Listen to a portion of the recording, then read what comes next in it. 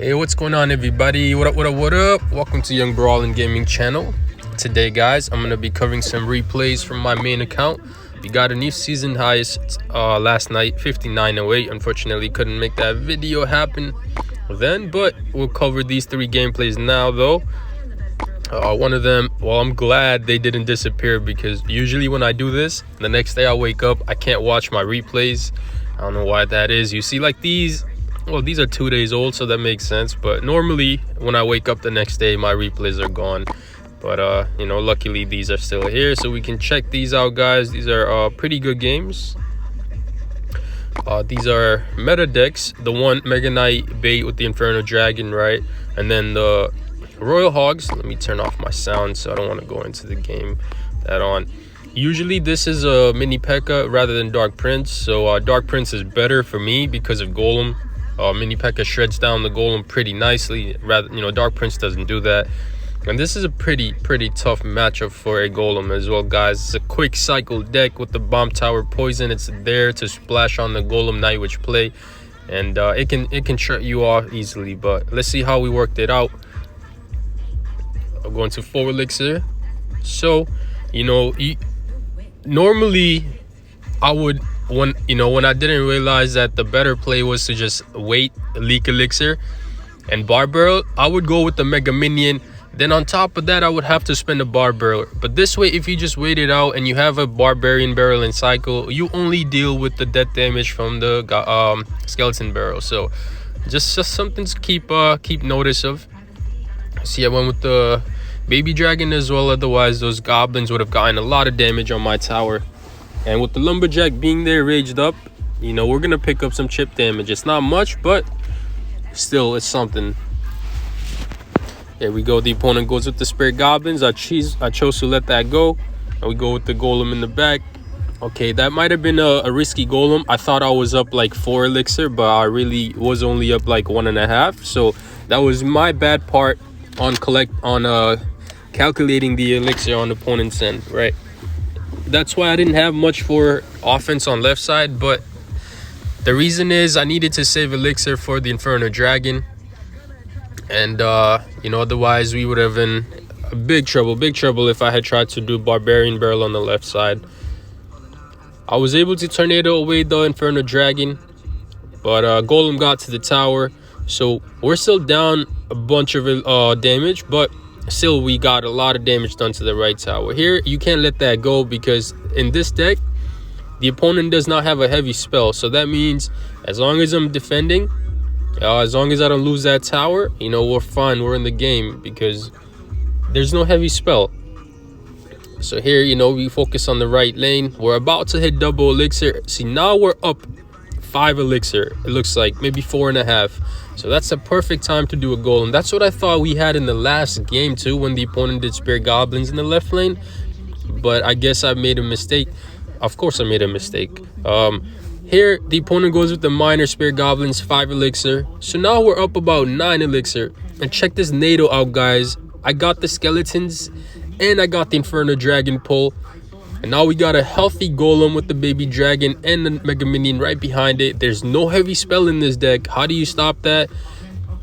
The opponent knows there's no way possible to stop that, so he's just trying to go for the 2 crown on my right tower. But I'm able to defend that nicely with the lumberjack and barbarians on the spirit goblins. And now I load up a Night Witch. See, I'm still letting the right lane push do its thing. I see the lumberjack got there. We got the rage effect. I saw the Inferno Dragon coming. I go with the Mega Minion under the rage. I pull it just because I want to be on the safe side. I don't want to end up giving Inferno Dragon that value on our golem. You see, Golemites are at the tower, guys, dealing quite some damage. Now, this is not lightning range. Lightning 13, level 13 does 446. But I still go with the lightning. I know baby dragon is there. As long as we can clear out the units around it, we should break through. So tough game.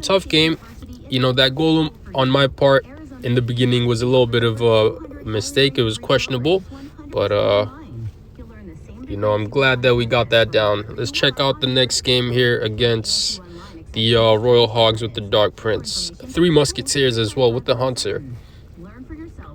Dun, dun, dun, dun, dun. All right, so the opponent goes with the log. I didn't do anything because I usually don't make the first move. Here we go. Royal Hogs. I go with the Mega Minion, and the Tornado is able to activate our King Tower. So now we're looking good, right? The win condition is out of the cycle. We got a Mega Minion on the field. So hopefully we get a little bit of the Elixir lead. Actually, we don't have the Elixir lead. As you can tell, we are about even Elixir. So I go with the Night Witch playing the right. I know the opponent doesn't have the win condition and cycle, which is the Royal Hogs.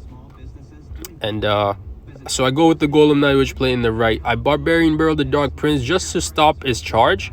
And that's all we have to do to it because our King Tower is activated. The opponent goes with the Hunter, Night Witch, and the Bats. And I put on a Mega Minion right onto the Hunter. They were able to clear out the Hunter, the Ice Golem, and kept it pushing to the right tower to take that down. The opponent here goes with the Musketeers. I almost went with the NATO or a Lightning. I was actually holding it right on top of the Musketeers. But I held back because I felt like if I had done that, I would have gotten rushed pretty badly. So now we get ready to defend, right? I go with the Night Witch a bit early because we can use those bats spawning. Lumberjack right there onto the Royal Hogs. A Barbarian Barrel just to get these Musketeers taken down quickly. So honestly, we defended this better than I thought we were going to. As you can tell, we did not lose our tower. We're pretty close to losing our left tower, but still, we're holding it up with 1100 HP. We did way better than I thought we were going to defend that. I go with the Mega Minion. The opponent starts off the game. Starts off with the 3 Musketeers in the back. And I load up the Night Witch. You want to get ready to left side, it's looking a bit hurt, so you don't really have to focus on that. As long as you can go for that other tower, you're fine. Especially we got the rage effect now, and the opponent's pretty low on elixir here, guys. As you can tell, there's only 4 elixir in the cycle, and we got 8, 3, and a 4 elixir card on the field, as well as another 4. Well, this was a good play from the opponent with the earthquake. Royal Hogs on our King Tower brought it down to 819, but we had a lot of stuff from our side on the offense end as well, and that was able to take care of the 3 crown.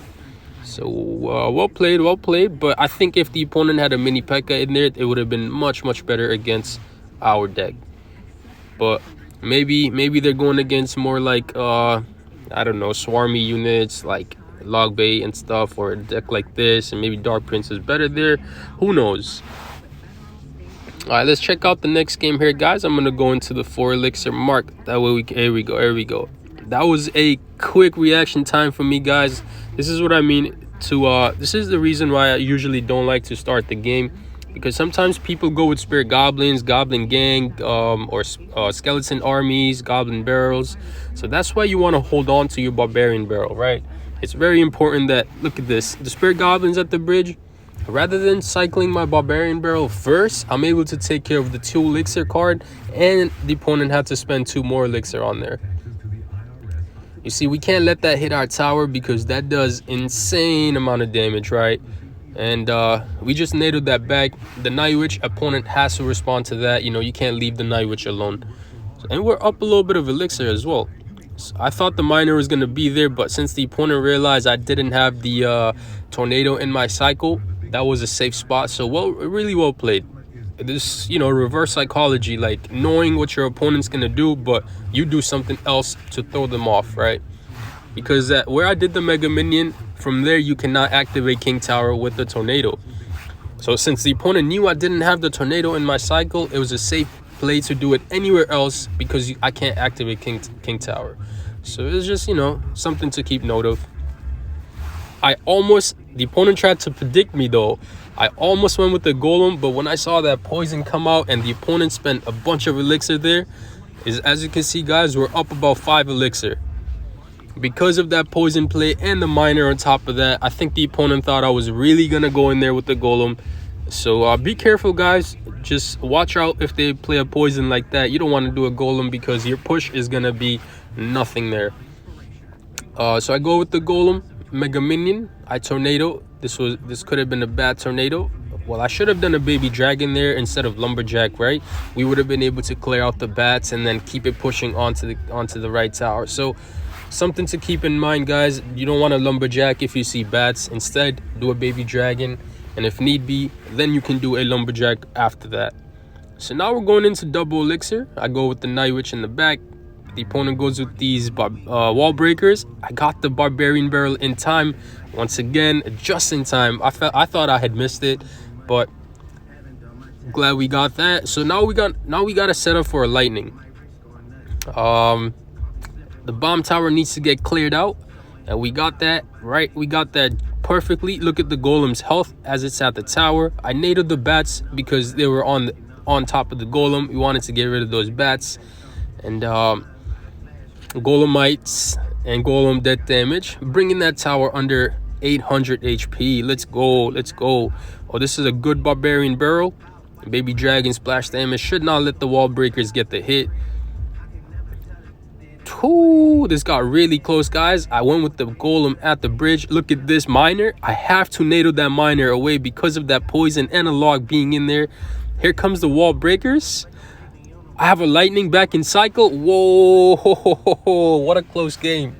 Like I said, guys, this deck can be a trouble for golem decks just because how quick cycle it is. And then there is a poison and a bomb tower, which is perfect defense against a golem Night Witch play because it does splash damage to the golem and the Night Witch. And then if you poison on top of that, you're gonna take care of the bats. So that's very hard to break through, especially when they keep applying pressure with the wall breakers and the miner and the bats and stuff with the spirit goblins.